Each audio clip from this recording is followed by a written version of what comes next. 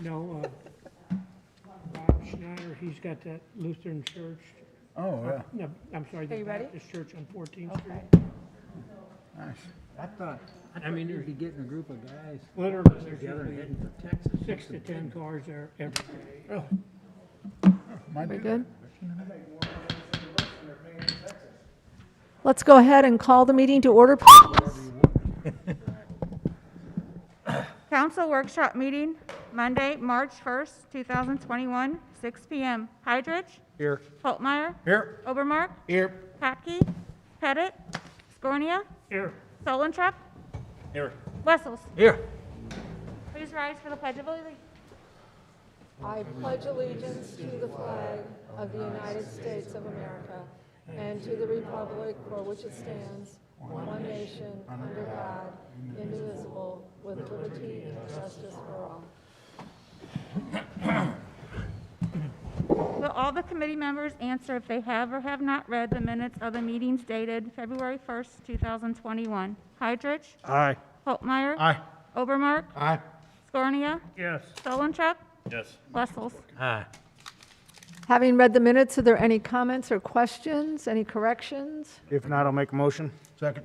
Okay, we have a motion by Hydrich, seconded by Holtmeyer, to approve the minutes from our last workshop meeting on February 1, 2021. All those in favor signify by saying aye. Aye. Opposed? By your vote, you approve the minutes. Thank you.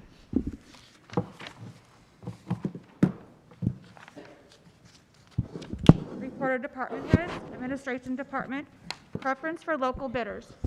We've got a lot of things on the agenda tonight, so I'm going to try to make this relatively fast. This is just start of a discussion. We can go ahead and continue this discussion next month or whatever. We don't have any ordinance or anything prepared. This is not, but this is a follow-up with some questions that we had a couple of months ago. I think it was January, where there were some questions raised about should we consider providing some type of preference policy for local bidders.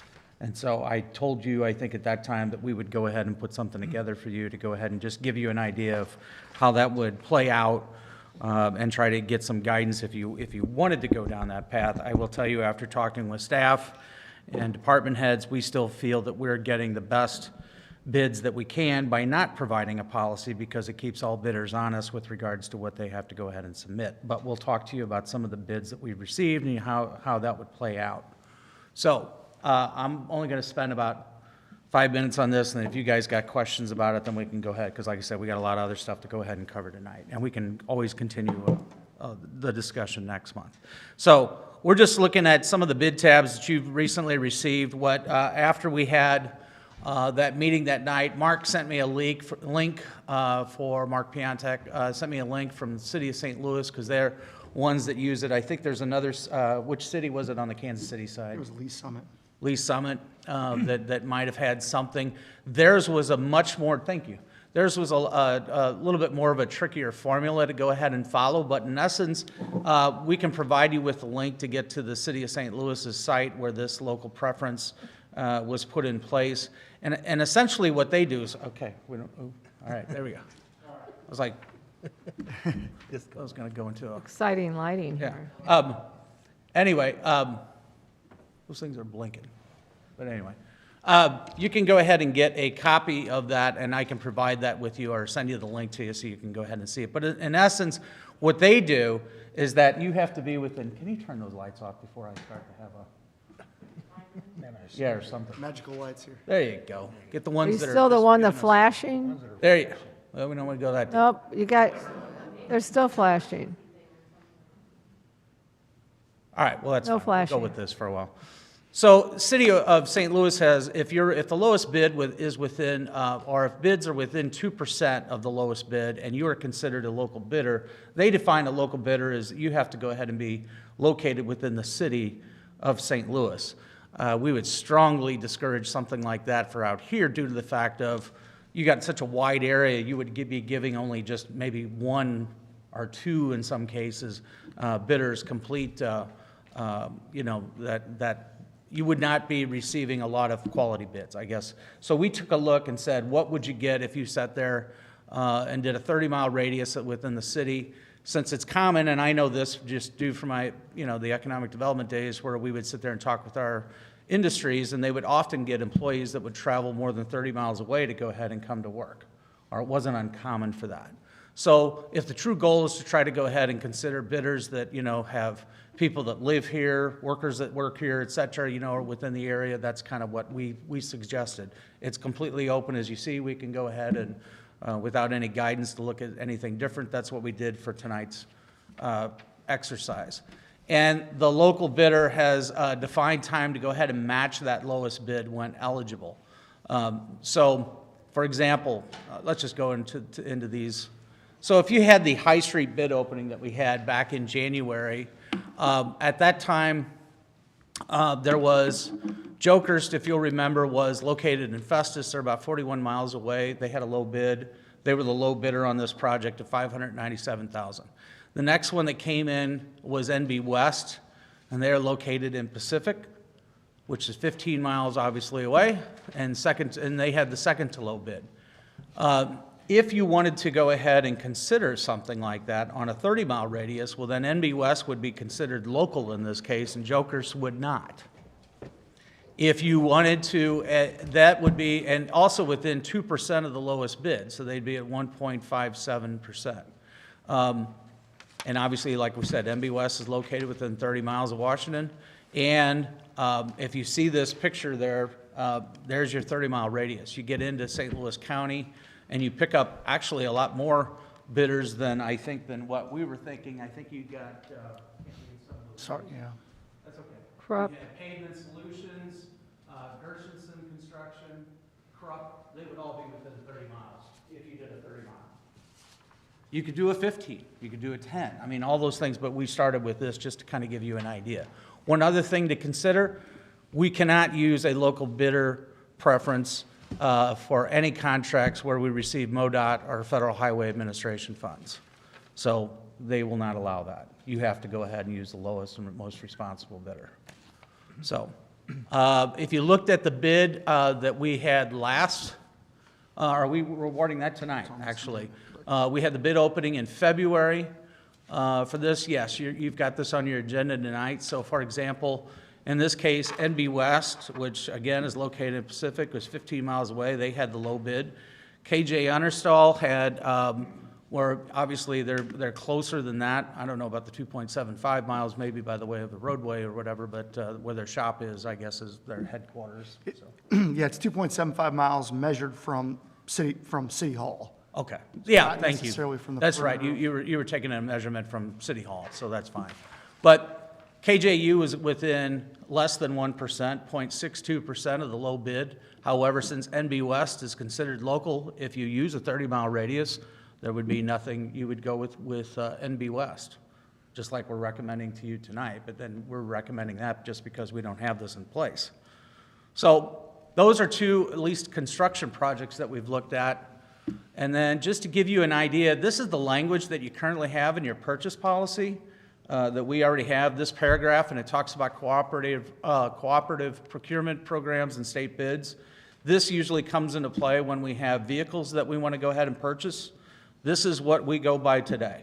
And I will tell you that it talks about, the cooperative purchasing programs or vendors offering state bid pricing, such as those available through the state of Missouri, should be used whenever the desired products or services are comparable. Purchases made through these programs have met the requirements of competitive shopping and will not require further documentation. So I know that you guys have asked sometimes in the past if for example, I'll pick on Tony or Kevin, if they come to you with a truck bid that they want to go ahead and do, you've asked, well, do we have any other bids? Well, right here in your purchase policy, which is what we follow, because this is what you have adopted, it's not required. And the only thing that we would do is at the very end of it, you talk about the purchasing agent and our purchasing coordinator, that could be Mary or myself, Mary Sprung or myself, may request a bid quote sheet to be prepared if they deem it's in the best interest of the city. So the way the policy stands now, that's up to us if we think that it's worth it for them to go ahead and get extra bids. But I will tell you, most of the time, these state bids, is, as far as vehicles go, that's your lowest and best bid. And it's that simple. What I did want to put on here was just some numbers, just to give you an idea that even though we don't, maybe local or, in this case, for vehicles, local vendors may not go ahead and want to bid on those projects a lot of times because they don't want to try to beat the state bid. That's not where they make their money. And so I just wanted to give you, this is some of the money that the city has spent at both Chris Offenberg and Modern Auto Company, the two that would consider bids. That's the amount the finance department gave me that they've spent from January of 2019 to February of this year already. So you can see we've spent $63,000 in service and about $87,000, or close to $90,000 with Modern Auto. And that's what I think a lot of them, I think they receive a lot of. They want the service for the vehicle after we purchase it. Darren, I know we talk about lowest and best bid.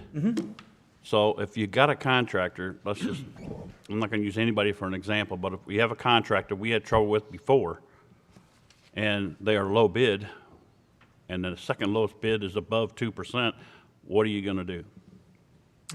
Are you talking about well, I guess there's a couple of things. I guess it would depend upon whether or not it is a project where we have MoDOT or Federal Highway Commission funds. That's true. If you go with them, then I think then we would have to make our case to the state if we decided that we did not want to go with the bidder. So let's just say, for example, maybe the city's had litigation with the contractor, comes up, and we've had that situation. We would have to go ahead and let the state know that, hey, we had litigation with these guys, we couldn't get what we wanted, we really don't want to work with them again. I don't know how, and Mark and John can chime in with regards to what I don't know, I don't remember any time where we've gone we haven't had to deal with that yet, to my knowledge. Go ahead. I mean, another caveat to that was, part of the litigation Mark hit on this, there may be some verbiage in there that doesn't allow you to, part of the settlement doesn't allow you necessarily to do that. So MoDOT has an approved contractor list, just an approved consultant list. If it's in the contractor's best interest to not fall off of that list. So if there's a project that goes south and they're not on that list, they're not going to get chosen. They can bid, but they're not approved to move forward with. So, locally, we don't necessarily have a list that we keep that I'm aware of. Should we? There's a policy for that. It's under department. Yeah, okay. The city administrator, if there's an issue with the contractor, can. Why don't you come up here, because we got to keep that on here. That's in the purchasing policy, correct, Mary? Yeah, I didn't highlight. And the city administrator can create this list, and I think it's either for 2 years or for 3 years. They're basically excluded from bidding on any projects. That's if Local you had trouble. projects. Whether they're local or not, it doesn't matter. Doesn't matter, did they perform? Now, as far as grant funding, I don't, that might. That would that's a not, little that caveat. would not supersede a grant fund. Right. So if it's funded with, I'm not going to use the word local, but it's funded, if it's not funded, if it's a grant-funded project, that does not supersede that. You have to choose the lowest and best bid. And that's why, that goes for FAA over at the airport. Your hands are tied unless they fall off that approved contractor list. So a grant-funded project, you can't use the 2% the way it Correct. reads right now. Right, Mark? Correct. And I verified that FAA and MoDOT. It's clear. And all we can do is write a letter to MoDOT or the state saying we wouldn't recommend this company, and I know they're low bid. Is that that's what we do? Yeah, the procedure to get somebody, barred from bidding on a state project, I've never been through that. I don't know, and I did not ask that question. Okay. I would imagine that that's a pretty high bar to overcome, but Didn't we have an experience a few years ago when we went with the low bid over at the airport, and then we had a lot of issues with that? That's correct. I mean, and if they chose to bid, I think they chose to bid on. They bid on same some company other Came stuff, back and bid on yeah. a project. High Street. High Street, Yeah. the project that I cited Right. first. Like I said, we would bring our case, I think, at that point. We just haven't had to do that. But we would bring our case to the state and say, hey, this is what we had to go through just to go ahead and get the project done. I know John we had some problems with the contractor over at the airport, and I remember now that they took care of the problems, and we approved them, and then we moved on. Correct. It was, there was some discussions back and forth. Schedule was a big issue there. We had some loss of revenue just because the airport was closed for a longer period of time, those type of things. But those all got worked out and the project was resolved. So would that company be on a disbarment list? I would doubt it because they did work through it. Now, did we have to spend additional monies and put additional pressure on them? Yes, we did. But again, you're utilizing $90-10 from the federal government. You've got to follow their rules because it's not your money, essentially, it's not your local money that you're spending to get these things done. It's only a small percentage. Yeah. And that's what we run up against a little bit. No, I understand. Is there, I guess, just, like I said, for the sake of time, I was just gonna, like I said, just bring this up tonight. If you had something else that you wanted to, at least I think in talking with staff, I think it was unanimous that, we felt that, when we've discussed this, that our policy in place, we think leads to the best bids. And we just, even recently with this one for Circle Drive that we're gonna talk about, or John's got on here tonight. I mean, we had some close bids from all of our local contractors as a result of that. And I'm afraid that, you might lose some of that if you go ahead and give preference to them for those. And again, but it's all on how, if you wanted to go that path, we would have to get in the weeds to figure out exactly how it is that you want to do it. Do you want to use 30? Do you want to use 15? Do you want to, all Are you of saying you're jeopardizing the bidders in the Yeah. project? Yeah, you're jeopardizing Johnson. There's a good chance that you're not going to get 7 bidders on a project for a street project. Mm-hmm. Especially if they're from Jefferson County.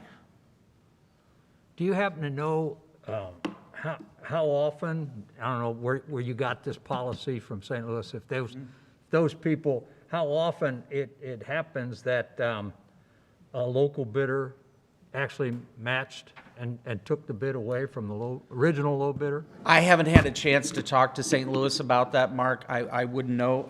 I think St. Louis is a little bit more unique, though, in the sense of their policy is not a 30-mile radius. Their policy is you got to be within the city limits. Right. And they're trying to get contractors to locate within the city limits. Right. And if you'll remember, they also have an earnings tax there that, for all employees. So there's a lot of incentives that they're trying to do to get people to go ahead and locate within the city of St. Louis in that particular case, which is not necessarily what we're trying to do. I mean, granted, we'd like for those contractors to locate within our city limits, sure, but, it's a little bit of a different goal. Right. Okay, that's all I have for this. We got a lot of other stuff on the agenda, so we can keep this discussion open for another. Thank you, Darren. Thank you, Darren. Economic Development, Bed and Breakfast Monitoring. Sal? Yeah, good evening, guys. I have 2 things I kind of wanted to touch on tonight. Both are discussion points. Not so much anything needs to be voted on. What I'd like to do is have the discussion, especially in the first one, get the process started on that, and then in the coming months, possibly bring back a code amendment. And then in the second item, maybe have something, a discussion, continue discussion internally, and then in March, bring back, at our second meeting in March, bring back a memorandum of understanding with that. So the first one, this bed and breakfast monitoring, this has been, as you all know, continuously more popular in not only our downtown, but all over throughout Washington. More and more people wanting to put their homes up or their apartments up as short-term lodging. We amended our code in 2017 to redefine this, so it's anything less than 30 days. Any lodging less than 30 days, they have to sign up for the bed tax as well as a business license, and then annually have to get it inspected to make sure that it still meets the, the residential occupancy. Other than that, there's not. It's pretty much on good faith that these people are coming in and registering their homes or their apartments for this. Nick Tope in our office does a good job, and he does the best as he can, or in the finance office, to try and find these. But really the 2 ways that we find short-term lodging, existing ones, is once a quarter he tries to log on to the big ones I'm saying Airbnb, VRBO, TripAdvisor, and look at new listings put up in 63090 or Washington, if you search Washington listings. If there's a picture of a house that he's like, hey, I don't recognize this one, we have a form letter. We have to figure, it doesn't give you an address because that's a breach of privacy to that website. We don't pay for that data. We have to figure out an address, we have to send a letter to them, and then just hope that they respond. And if they don't, we may have the wrong address. It could be hard to prove. The second way is if a neighbor or someone who is running a legal Airbnb sees that they have a competitor who is not running a legal Airbnb, they'll reach out to us. So that has happened from time to time as well. They say, hey, we want to play level playing field. I have been reached out to by multiple companies who say they offer solutions to this, but most of the time it is a contract we have to enter into an agreement with. They pay for, we're basically buying data for them, and we have to enter into a long-term contract where we actually pay this company monthly. I recently have had a Zoom with a newer company called ProChamps that they go about this a little bit different way. They purchase all that data that all these other companies always offer, where they data mine all those main companies, not just the big three that we search. I mean, I think there's 8 or 9 of them that you technically can list in your Airbnb on or your short-term lodging. They scour all of this information, and they actually will do the legwork and contact the property owners for the city and basically say, here's how you have to sign up. We'll reach out on behalf of the city and let them know, here's the requirements. You have to get an inspection. They still have to call to our office and all that. The main benefit here is that it takes away that legwork from anyone in our office, from Nick trying to pick and choose what he can, or try and guess from pictures online if it's a new residential listing or not. And then it also hopefully will really level that playing field and make sure we're collecting the bed tax. Everyone who is running these is actually registering. And so the way it works is that we would have to amend our code to increase our fee for our bed tax. Right now, there's no additional fee to run a bed and breakfast or a short-term lodging. You just have your normal business license, and then you get your annual inspection. So $60 a year for a business license, $25 a year for an inspection, but any business has to run that, whether it's a small business on Main Street or someone running one of these short-term lodging. So the way this would work is we would increase our fee by $100. So it would be, say, $160 business license plus this fee. We could call it a short-term lodging fee. That's something they pay once a year, and this company collects that $100. So that is how they make a profit on this. So they actually data mine in our community. They find where these are listed, who hasn't registered yet, contact them, send them letters. They do the follow-up, which is the other hard part that we don't necessarily have time for, and they reach out to them and make sure they get them registered, and we have a level playing field. Right now, we have 24 short-term lodging units registered with the city. This company tells us in this pitch they gave us, that we have 87 that are listed online to be rented out. So that's a pretty big gap that we're missing. Now, I'm not convinced that all 87 of those are active, but on busy weekends, one person may just have a listing online and they turn it on. If it's Art and Wine Fest, they say, I'm just going to turn it on during Art and Wine Fest and rent out my house, my apartment, whatever. They technically should still be registering and having that 5% bed tax and level playing field just like anyone else. And so I think we may not have a full 87 that would be full-time listed, but I think that is a closer number to actual units that would be registered. And so what I'd like to do, they actually sent us an ordinance of how we could adopt this, and it would just be really just changing the fee structure for that $100, and then we would have an agreement on, we would still get the same fees we were, the same bed tax, they would just get that $100 for every one they successfully get to sign up. And so in the coming weeks, months, if we, discuss this more, if I have any more feedback, I don't know if we get feedback from those 24 existing business owners that are running this, I would propose to amend that code to increase the fee for a short-term lodging by $100 to pay this company to basically manage that system for us. What happens to the people that don't register and then they continually do it? Well, right now we send them a letter and tell them that they have to get registered. Mm-hmm. They can respond and say, I'm not listing it. That was an old listing that I had at one point, and they could be lying. And we just kind of let it go if they say they're not doing it, or if we have active proof that they are running it illegally, then it's just like it's a violation of our zoning code. We could prosecute them just like any other violation of our zoning code. We have not done that. Sal, would our existing B&B people who are complying with all the regulations, would they also be charged this extra 100? They would. So essentially, it'd be $160 a year to operate an Airbnb in Washington. So I understand that there are some people who would be, it's an existing business who's following the rules, who it isn't an increase. But I think, $100 a year for a business that you're running to rent out your home, I don't know if that's necessarily a massive fee. I don't know if there's a way maybe we could work out with the company where every new one they bring in has to pay that. But then how long do you do that when you have people who are compliant for years paying this $160, and just because you were here originally, you're not? My recommendation would be the easiest way, have it be $160 to operate a short-term lodging. We'd get the 60 and the company would get the 100? Yes. So they're getting $8,700 for taking care of all the paperwork? Correct. Do you think some of the Airbnbs don't realize that they have to pay a bed tax, or do you think they're just?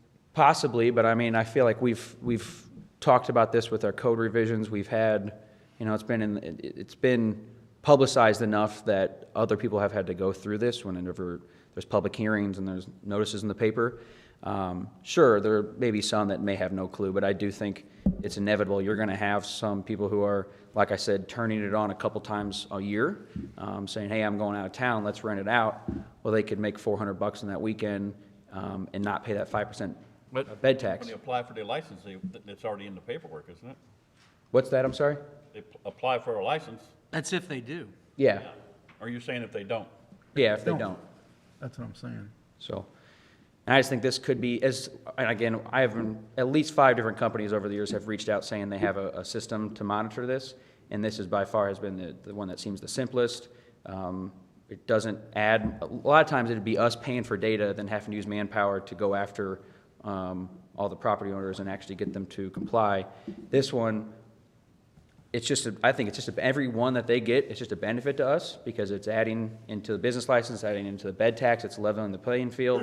And if they don't get it, the company's not getting their $100 that they wanted to, and then we're not out anything else that we were before. But one of them doesn't report or get a license, and then this company reports to you? Yeah. And then they tell you what the situation is, and then you prosecute? So if they can explain to us their reasoning why they think this person is actively renting it, saying they purchased this data from all the companies, and they can say, here's the proof that we believe they are renting out their home, but they're not responding to our request, then I would believe that'd be easier for us to say, hey, look, you are violating the zoning code, rather than us just sending a letter and them saying, no, I haven't rented out my house. What kind of fine would that be, Mark? Up to $500 and or 90 days in jail. That's a good idea. So, and I would assume it's not, since we're not signing a contract with this company, it is nothing we're signing on to long-term with them. If for some reason we don't like how they are approaching any of our citizens and we have any issues there, I think it would be pretty easy to make sure we can get out of that. That'd be one thing we would double check when we get into this, but the way they explain it to me is there's no contract with them. It's just an agreement that we adopt to then every person that they get to sign up, they keep $100 of that fee.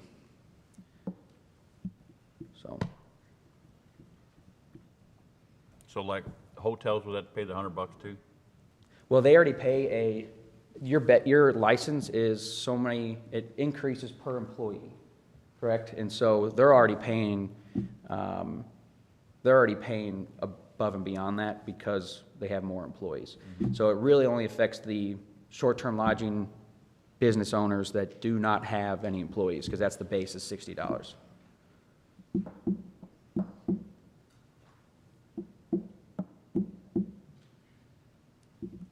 Well, they, once they start this $100 a year thing, will this company then collect that $100 from all of our lodging every year And it will continue, that extra 100 will go to them for all of them? Yeah, so, well, I guess we could change that agreement to however we want, but the way it was explained to me that they do this in other cities, so the city of Kansas City does this for all of theirs. The money is actually paid from the business owner to the company, to this ProTramps company, and they give a list of here's who's all registered and the leftover money, so each business owner gives $160, they keep 100, and they give 60 per license back to the city. I would assume if we wanted to collect it ourselves, there may be a way we could work out that agreement with them where they still track how many they're successfully getting, and we make sure then we pay them the $100. But the way they said they do it in Kansas City is they actually collect the money, do all the legwork, and then give a list. So, hey, we found 25 that got registered. We kept that $100, and then they gave back the whatever the Kansas City's licensing fee was on top of it. Is this something you want to add to this ordinance?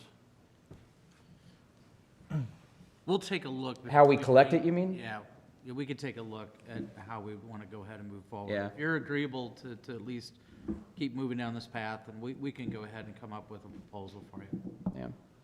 And I can see a concern of having, it may look like a scam if someone's asking you to pay them and it's not actually the city. I could see that issue. They may not respond to this company. That'd be something we'll have to figure out with them. But I do think that, I don't know exactly how many. They say 87. We've had other companies reach out to us, and it's less or more than that. I do think we are missing some short-term lodging, though, and this could be a solution to that. So, Any other questions or comments? all right. I will reach out to them with finalizing that agreement, and we'll bring that back to you as I'm assuming a fee structure amendment, and we can discuss it at that time. All right, the second one that I want to talk to you about, and what I'd like to do is have this, a memorandum of understanding with this company be brought back on March 16th. But I don't know how many of you are familiar with Lime scooters or bird scooters in other cities. They're basically peer-to-peer recreational rental motorized scooters. They're all electric, they're solar powered, or they can be charged by the owners. But the way it works is they place them in cities in designated areas. So they come to an agreement with the city. They say, hey, this is a district that we think these will be heavily used.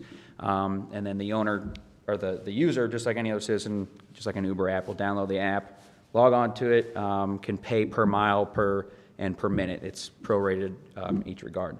We were reached out by Lime Scooter just a couple weeks ago to see if we would like to be a test city for a small to mid-sized city.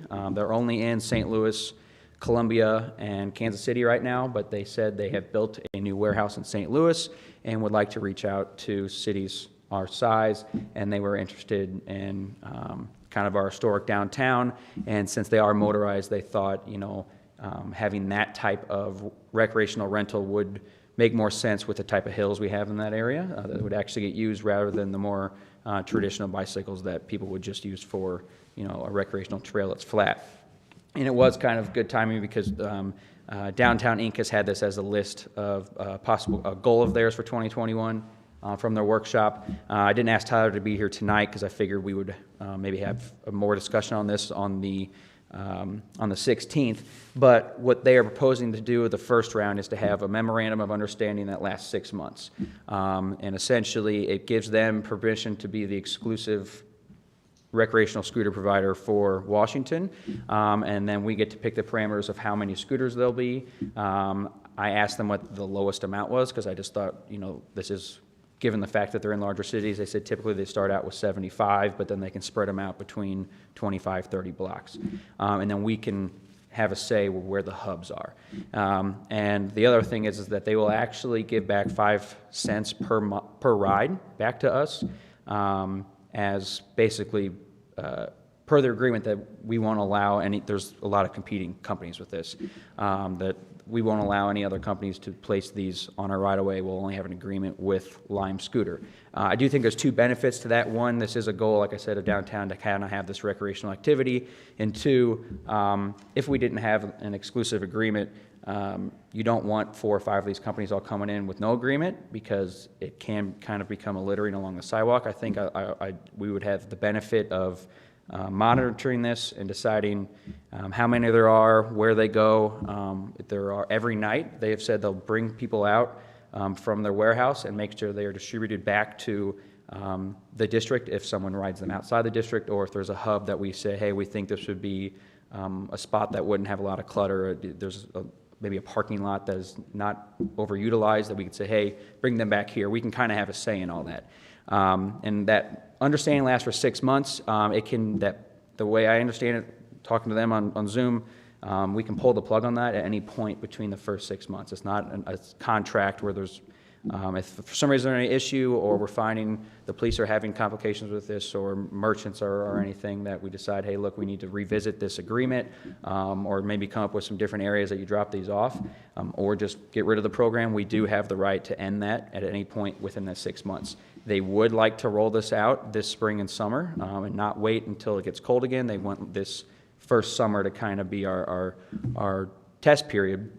And then if it's successful, we can come back and kind of renegotiate that term, do a longer term actual contract with them where we say, okay, we'll be a Lime Scooter City for 5 years or whatever, and that way they can invest more time in the scooters, and mechanics of it. Actually, they can write into the code things to do in Washington that will come up on the app, stuff that they will invest in the community once they know that they're going to not be booted out within so many months. One interesting thing that they said they would offer after the 6-month MOU, they have what's called a Lime Hero, where at the end of each ride, it will ask the rider to round up their ride to the nearest dollar. And in our agreement, we can actually decide what that goes to. And we've already kind of had some discussions about possibly creating a Downtown Inc. or Downtown Merchant Fund, where right now the Merchants Group puts on some events on their own. Maybe this could be something that could help fund some signage or some material for their events. Since these primarily will be in and out of the right-of-way, it does require, it even says when you go on the app, ride it in a bike lane, ride it in the street, don't ride it on the sidewalk. There's videos on the Lime website that explains what shows up on your phone, but they are parked. It tells you to park it at a bike rack, and if there's not a bike rack there, park it within a foot of a curb to try, and it says try to keep it ADA access and everything. So, but yeah. Besides the city, who else is going to be liable? So, well, we are not liable for it. It's just like any other. Yeah, we are. Okay, well, any rider who gets on it has to check the terms and agreement, just like any other download any other app, and that is between Lime and that user, and the liability is passed on to the user at that point when they sign the terms and agreements there. Was there a discussion about taking this to traffic? Yes. Or- We've asked for this to be placed on the Traffic Committee agenda this coming Friday, so that they can fully vet that for any issues that the police department may have before we bring it back to you at another time. Yep. And we can discuss, the hot spots that we'd like to have them be brought back to. If there's any parking lots that we think, hey, this wouldn't be too overcrowded, we can kind of discuss that with traffic, where I think the best places will be. And then lastly, Mark mentioned that we actually currently don't allow any scooters to be ridden in our right-of-way. Apparently it's an older ordinance, and so we would have to, with the MOU, have to amend that to allow scooters. So, is there any way you can get a hold of this company and find out what kind of accidents they've had where they had them now? Yeah, I'm sure I could. They did offer to connect via Zoom tonight, but I knew that just is hard for us to do. But if there's been accidents, this is going to be a liability. There's going to be, and I think there's going to be accidents, because you could have a wine fest downtown and people be running, walking.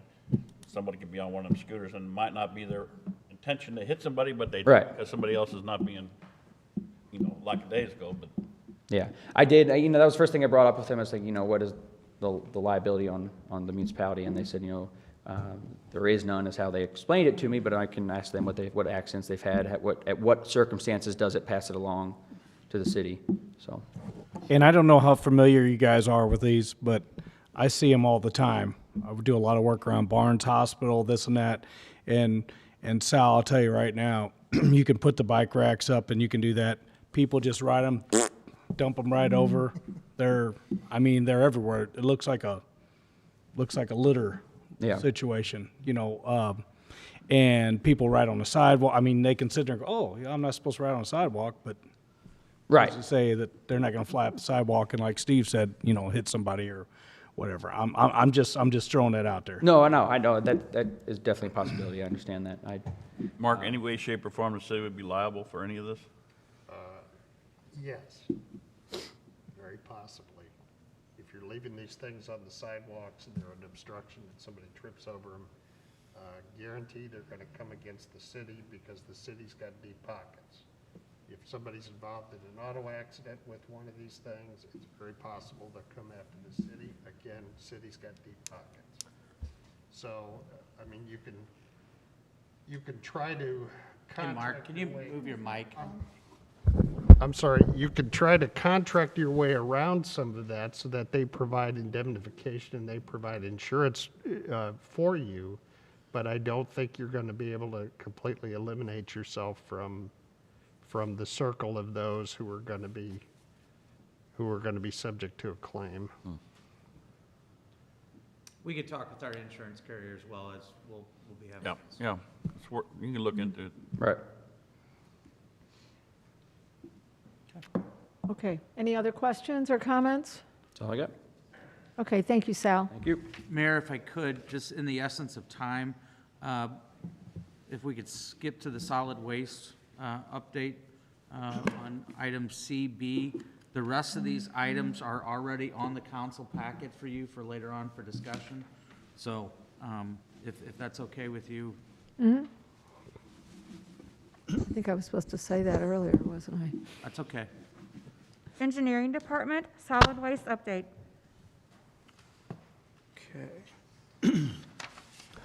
Okay, good evening, council. We felt it was necessary, actually, we had this prepared back in November.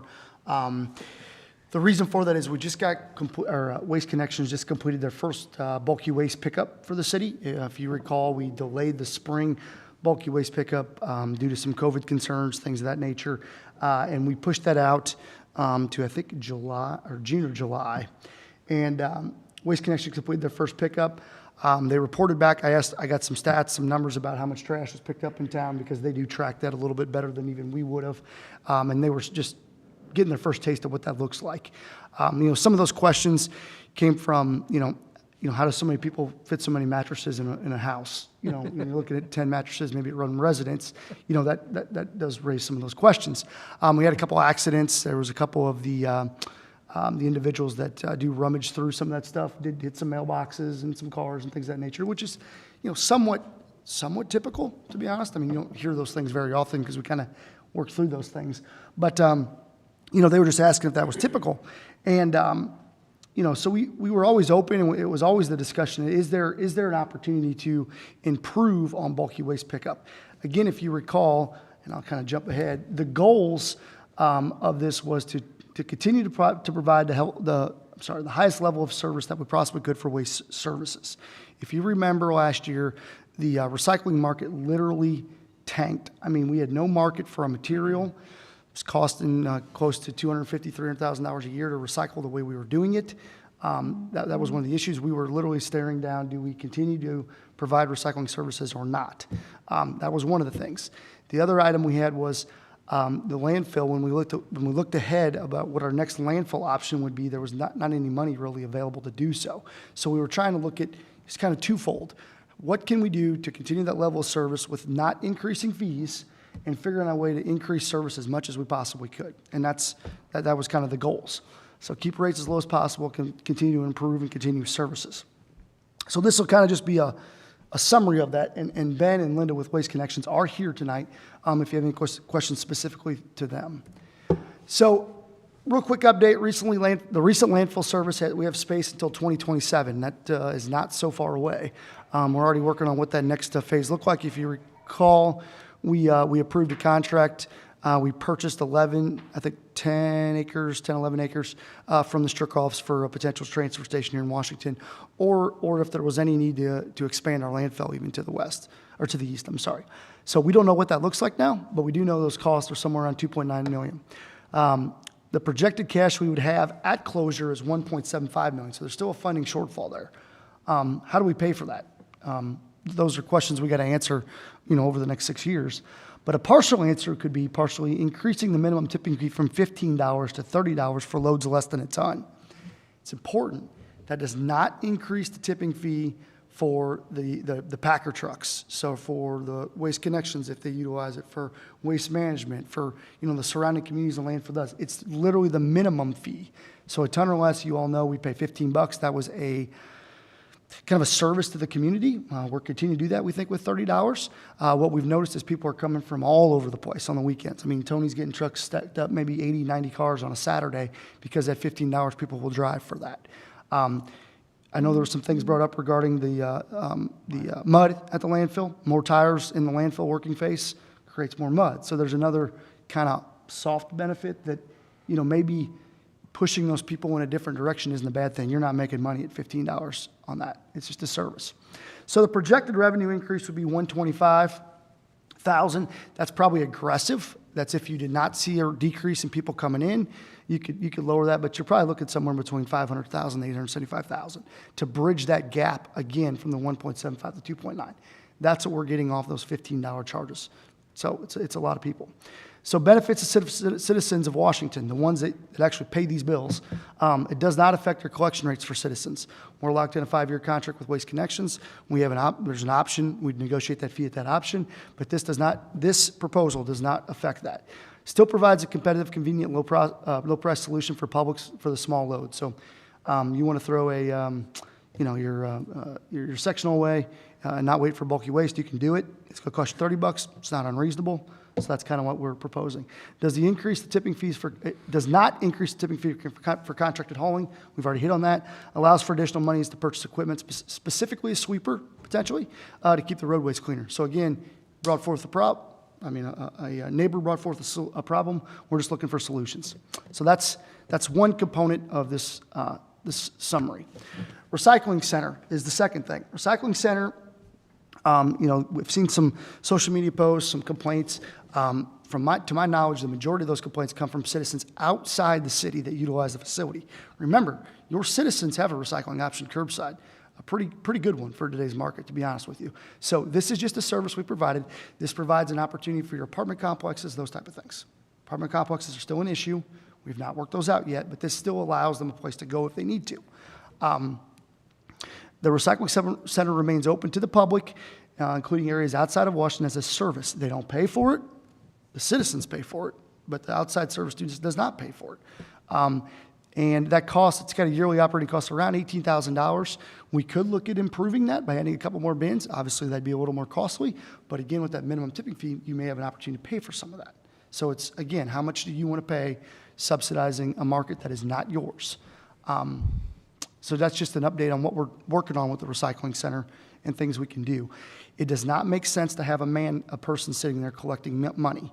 You have to pay that person X amount of dollars to do so. There's no market for recyclables. It really does not make sense to do that. So John, why aren't we increasing the big loads? Why are we looking at just increasing 1 ton or under? Why aren't we? You mean our tonnage fees? Yeah, tonnage fees. Because the big loads are already in the top tier in the region, and we don't want to increase those and outprice the market, basically, to where your maybe Waste Connections out of a different city, your Waste Management, or pick the other trash man or something like that, choose a different landfill to go to, because that's really who's paying to keep that thing running, is the outside community. They're the biggest source of revenue. Talking about landfill. Right. Yeah. Right. I understand that, but we'd looked at that a few years back, and we were the only ones at $80 that were in a certain area anyway. And I'm not talking a big increase, but what about looking at a small increase in that as well? We could. We could. Again, we are, I believe, in the top 2 or 3 in the top 2 in the St. Louis area. We did not look at that in this discussion, but I could. We did a market analysis when we went from 45 to 80. I mean, that's a big jump. So, but I've not done that recently. But I could do that. But then I agree that we got it. don't want to make our citizens pay for something that people from out of town want to come here and don't. Yeah. Yep. Keep in mind, though, your lease runs out in 2030. So yes, you could scare away the outside market a little bit with fees to hold on to yourself, but your lease runs out in 2030. So you're going to have to renegotiate that lease agreement in 2031. So it's really a game of trying to get that, maximize that lease number to 2030 by making sure you get enough revenue so you can build your next solution. So we've taken care of the solution with the 10 acres to go ahead and put in the transfer station if that's what we need to do. So, and then probably, I don't know what's happening here. Sorry, guys. There we go.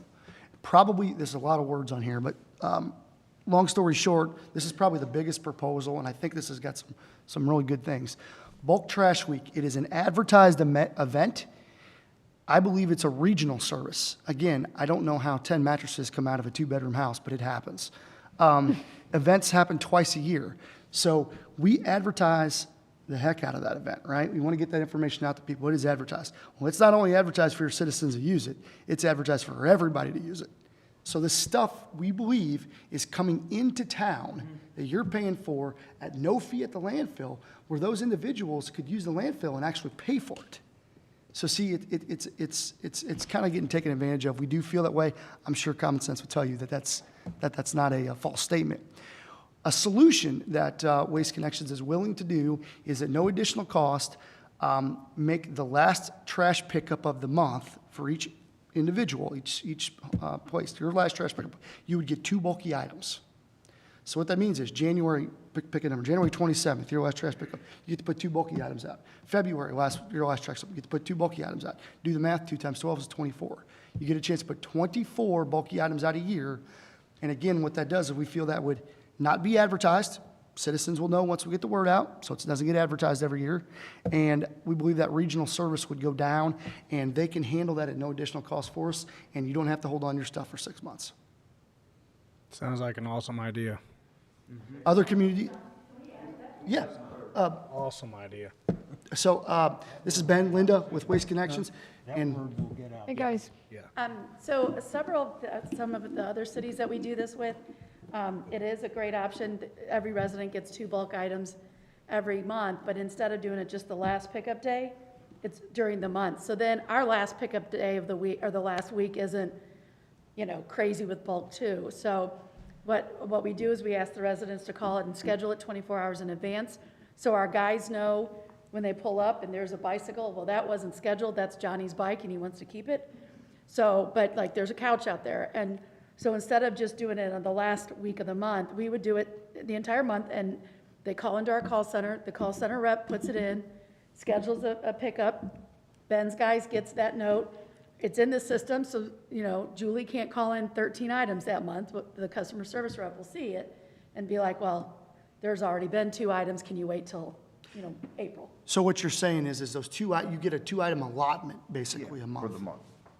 That's, Or So we- like at end of the month, I mean, whatever you guys, that's just another wrinkle, we could work through that. I mean, I think I want to think that through with you all, but that's an option that you'd be willing to do. Okay. Wasn't there one option, though, that if you had a bulky pickup and it wasn't bulky time or whatever, then it was a $25 fee. $25 fee, but you're saying you would still call in, but the $25 fee would not apply?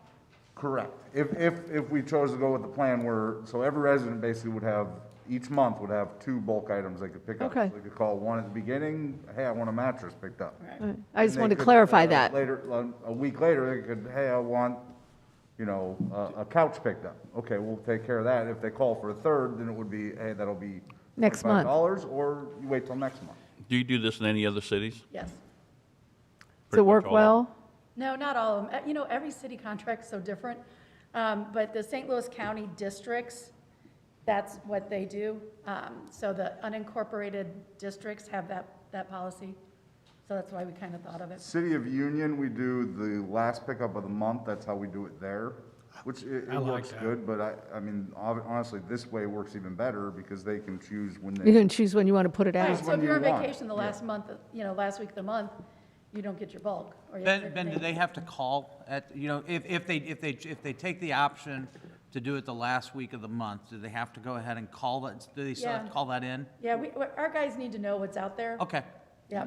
I just wanted to make. That's a good question. That's what I was going to ask. So you still have to So call you in. still would call, okay. Even if we, the call, because that way, we've had it before where somebody leaves a bike or Right. something. What kind of lead time? You know, I 24 left hours. the chair next to the dumpster or out front and somebody was supposed to pick it up, and then Right. we pick. And it's we take it, gone. and they're like, We've "Well, you weren't taken supposed to take it." grandma's Yeah. bird bath and we're in trouble and we can't get it back, To be clear, 3 items though, it's 1 over, that's a charge, correct? Yes.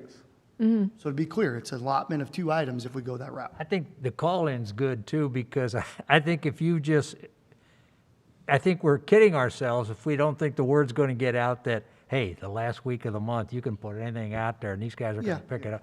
I think we're going to have the same issue we have right now with the big trash one. So I think the idea of the call-in makes sense.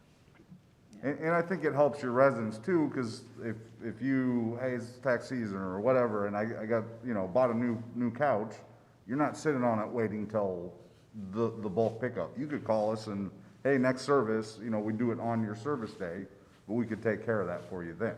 So they're not having to hang on to it as well. You said 24 hours in advance. So if my trash gets picked up tomorrow and I call in at 4 o'clock this afternoon saying I have 2 couches I want picked up, how do you get it into the computer at 4 o'clock in the afternoon and the guy's there the next morning, 6 o'clock? That's not 24 hours. that's not 20. Well, that's what I'm asking. We have if you call our customer service team, they're putting in right away. Okay. And as long as it's in before we're printing sheets, we're gonna have it for the next day to get out to the driver.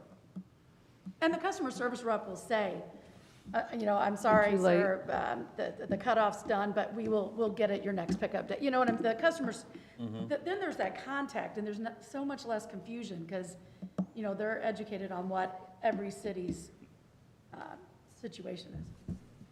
And they can also, take an item, maybe, hey, somebody wants to put a whole swing set out. Okay, well, it's gonna have to be broken down.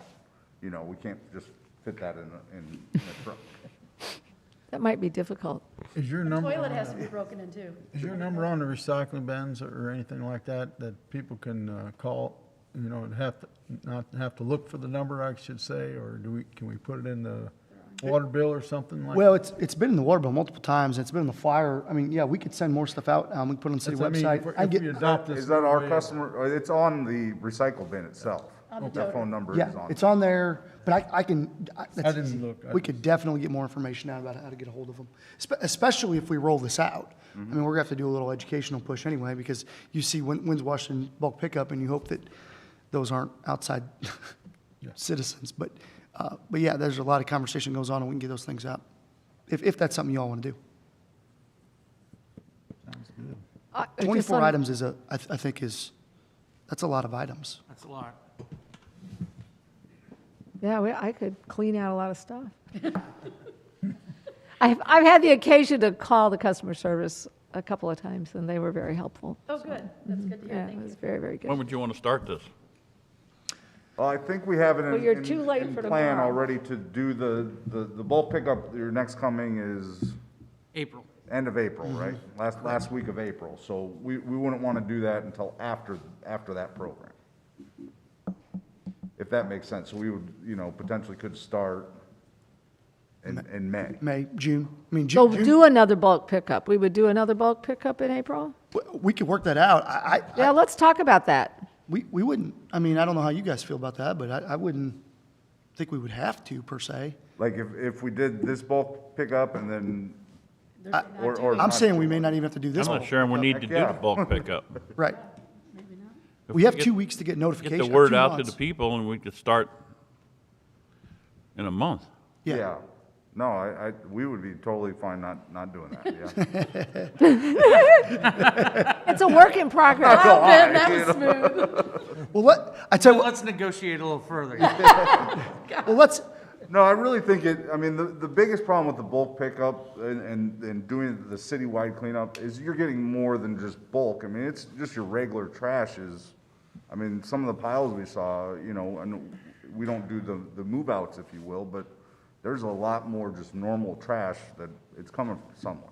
Right. And that's kind of the issue we run into, and I'm sure the city had seen that before. Well, with a no need necessarily to change anything, we could go, move in this direction, see how it goes for a while. If we need to pivot back, we could. Why don't you continue your discussions, mate? I mean, I hate to speak for everyone, but I think we could just talk about it a little bit more. Yeah, we could, let me talk to Ben this week or whatever, and we'll get back with you at the second council meeting about maybe what those discussions are, about a projected date when that could go live, and then we'll make a decision then. I mean, are council members in agreement? If they let me drive one of those trucks. You said that before, sir. Wouldn't that be fun? Oh, man. You gotta find an empty parking lot. You get to get on the back. I know. She said I could get my picture taken with it, but that's not the same. Do that. Thank you for being here. Thank you guys so much. Yes, Yeah, thank you. absolutely. Okay. Okay, there's no action on the agenda. I just want to make you aware of the situation, those 3 items. Again, minimum tipping fee proposal, the recycling center, just an update on kind of where the money comes from to fund it. I don't necessarily have a proposal to improve it yet until you guys, give me some direction on that, and then we'll look into this for the next council meeting. Does that sound good? John, real quick too, talking about social media. Yep. I've seen a lot of reports on there about people pulling up out there and a gentleman stopping them saying, everything's full. Yep. Several times. Happens. Is that true? That is a fact. Okay. We only have so much. We only have finite so much space. If it's first come first serve, we have 6 bins I think sitting out there right now, and we're pulling the cardboard out and baling it and selling that ourselves. So we're doing everything we can, but just keep in mind if you wanted to add bins, we could, but it does cost. You are subsidizing that, and the majority of those people are outside residents. Just making sure that all that info is correct. Yep. And we do follow up when we get direct messages. I personally make a phone call to every one of them, and I give them the long spiel about why we're here. So that's all I have. Okay, so the remaining items on our agenda that we've kind of jumped around on are items that are on our council agenda for approval or whatever, their ordinances and things like that. So you guys will hang around a little bit, because then we can, when it comes up on the other agenda, we'll have a discussion about it at that point, or just a little clarification. So we need a motion to adjourn. Yes, I guess. Correct. Make a motion. Second. Okay, we have a motion by Solentrub, seconded by Hydrich, to adjourn the meeting. All those in favor signify by saying aye. Aye. Opposed? Okay, we are adjourned. Take a 5 minutes here.